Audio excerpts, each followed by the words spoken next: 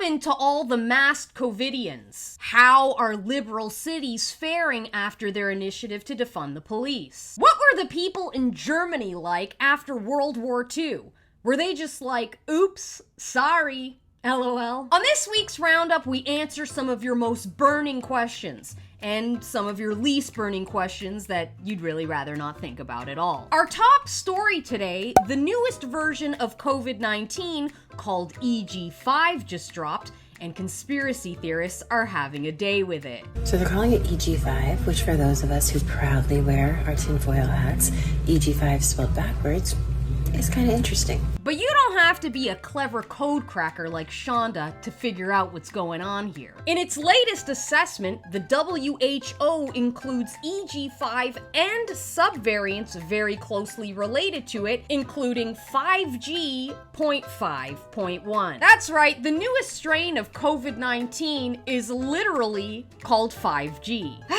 You could just hear the Floridators now. The symptoms of 5G have nothing to do with 5G. That's just a coincidence. But wait, it gets better. Shonda goes on to say that the EG5 variant has been nicknamed Eris after the goddess of strife and discord. In case you didn't quite catch that, the new virus taking over the planet is the virus of disagreement between people. You know, because the elite are a generous bunch and really want you to keep track of what phase of the globalist takeover we're in. Eris is also known as the daughter of night and had many children, including strife, war, murder, starvation, and hardship. Oh, and according to what I'm reading here on Wikipedia, Eris started the Trojan War because she wasn't invited to a wedding. I'm sorry, did this just say she started the Trojan War because people weren't being inclusive? The fact that Eris threatened to blow the whole mother up because she wasn't invited to a party is perfectly fitting, since the only warriors who are left fighting the COVID battle are those who have never been invited to anything in their lives. And now they will seek vengeance by excluding you from their very fun events. I'll tell you what, it pisses me off that I can't go see Barbie. I want to go see it. Even if it is white feminism, I want to be able to go. So I'm doing a thing. And if you live in the Pacific Northwest, you can do a thing with me. Here's what it is. Next week, I am renting out a theater in Northwest Portland. The entire theater. The whole theater. The theater seats 46 people, I think. We're only going to do 20 tickets. So me and 19 other people. That's it. If you show up because you bought a ticket, I need to see a KN94 well-fitted or a 95 well-fitted or a P100. And if I see a baggy mask, I'm going to tell you to take it off and put on one that I hand you. I'm holding onto a bunch of masks. Choose the one you like best. There are no concessions during the movie. They're not even going to open it up.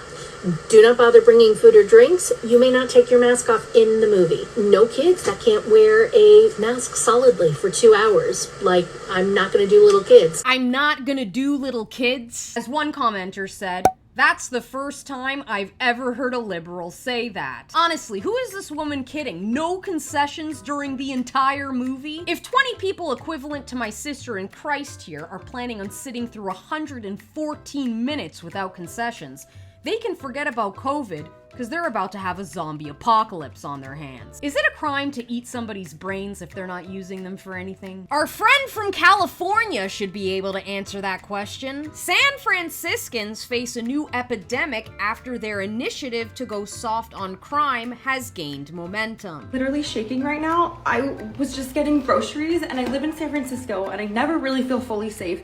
If you live in San Francisco, I'm sure you know what I'm talking about. And I just got groceries. I'm walking out of the store and this guy is walking past me and says, "Move, you stupid bitch." And he spits in my face, spits all over my face. And then I say, "Excuse me, did you just spit in my face?" And he says, "Move or I'll rape you." There's also people everywhere and everyone's just walking by because they're like, I can't handle something else in San Francisco. It's always something else. I don't even know why I'm posting this. If you live in San Francisco, do you feel this way all the time? I don't feel safe. Yes, Hannah. Literally everyone in every major city across the West feels unsafe. I don't don't know how far you've made it into chapter 2023, but there's a very obvious agenda at play to destroy the very fabric of Western society and replace it with a communist hellscape. And bright young women like you have spent the last 3 years facilitating that destruction with shit like this. Remember all that energy, outrage, and love we brought when the video of George Floyd went viral? Or when the Kentucky grand jury indicted only 1 of 3 officers involved in the murder of Breonna Taylor? I am going to be channeling that energy when I fill out my ballots this year. Hashtag BLM is not a trend, and I hope all my white friends and family remember that when we fill out our ballots this year. Vote as if you were the most marginalized, oppressed person you know, and vote for their best interests, not yours. Well, congratulations, Hannah. Being spit on is the universal symbol of peasanthood, so you are officially the most marginalized group. Will you vote accordingly, or will your vote continue to reflect support for people like this? My new vaginal canal is going to be partly made of alloderm, which is made of sterilized tissue from human cadaver skin, which is so cool and cyberpunk. Wow, a vaginal canal made of cadaver skin. Now that's what I call a dead end. I'd say we've probably hit rock bottom when men openly brag about having a vagina made out of a dead guy's taint. But the transgender community insists that this is all perfectly normal, and I'm just jealous. Blue Check Kelly Cadigan says, it's not surprising TERFs hate on trans women who undergo vaginoplasty. Plenty of women hate on those who choose to get implants out of jealousy. It's no wonder they hate on someone who's had their vagina perfectly crafted by a top-of-the-line surgeon. Jealousy seems inevitable. Actually, Kelly, you're mistaken.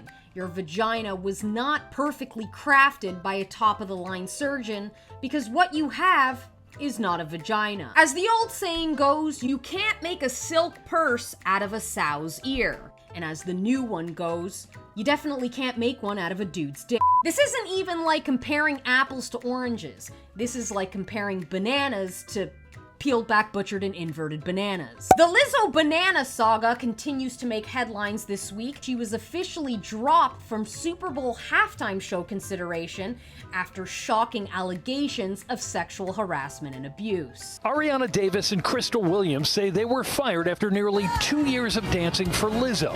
During that time, the two said they endured a slew of offenses that included fat shaming, racial harassment, sexual harassment, and false imprisonment. And that just kind of is just a surface level summary. There's so much that transpired. One of the incidents in the lawsuit is so sexually explicit we can't go into the details. Well, I can. According to the lawsuit, Lizzo took her entourage to the Amsterdam strip club Banana Bar, where she invited cast members to take turns touching the nude performers, catching dildos launched from the performers' vaginas, and eating bananas protruding from the performers' vaginas. Accusations Lizzo denies. Honestly, Lizzo, if you're gonna deny allegations that you pressured your backup dancers to eat fruit out of a stripper's vagina, maybe you should consider scrubbing the internet of evidence that you visit the kind of establishments that serve fruit out of a stripper's vagina. But I'm trying to go to the show where you eat the banana out the pussy. Which one is that? This is the banana bar. Well, that's the banana bar? Yeah, you and wear they the have the banana banana bar. in the coochie? And ping pong balls. And you have to go, Yes. And that's what I want to do. Then you have to eat it. I need my potassium, if you know what I'm saying.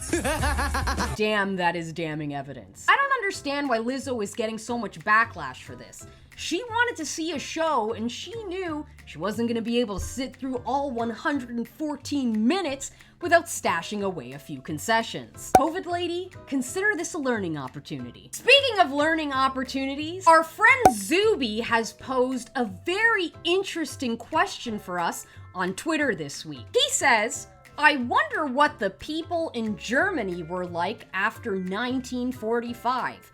Were they just like, oops, sorry, LOL? Well, Zuby, I am so glad you asked, because you're close, but that's not quite what happened. What did happen was after the occupation of Germany, the Soviets engaged in the biggest mass rape in recorded human history. The majority of the assaults were committed in the Soviet occupation zone.